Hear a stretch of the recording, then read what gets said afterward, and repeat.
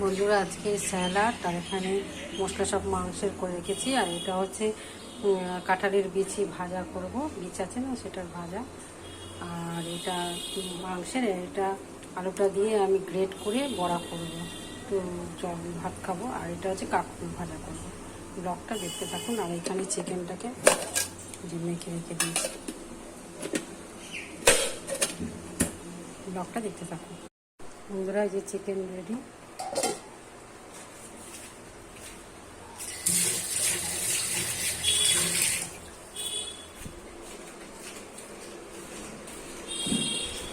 এখানে কচুরলতি, কাঁকরোল ভাজা সবার খাওয়া হয়ে গেছে, আমি খাচ্ছি লাস্টে। কাঁকরোল ভাজা, এটা হচ্ছে কাঁঠাল বিচি ভাজা, মানে কাঁঠাল বীচের এটা ভাজা।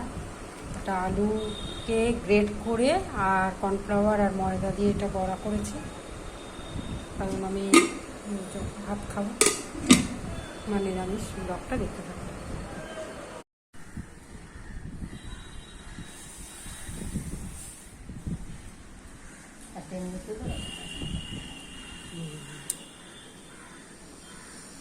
ভালো লাগছে তো? দুটো তোমার মুখ দুরকম, চশমা পরে একরকম, এমনি পরে একরকম। রাত্রেবেলা ঢেঁড়স, আলু, পটল সব ছোটো ছোটো করে কেটে ভাজা করলাম, করে এবার দিয়ে খাবো। ব্লগটা কেমন লাগলো জানাবেন, লাইক সাবস্ক্রাইব করবে, সুস্থ থাকবেন, সাবধানে।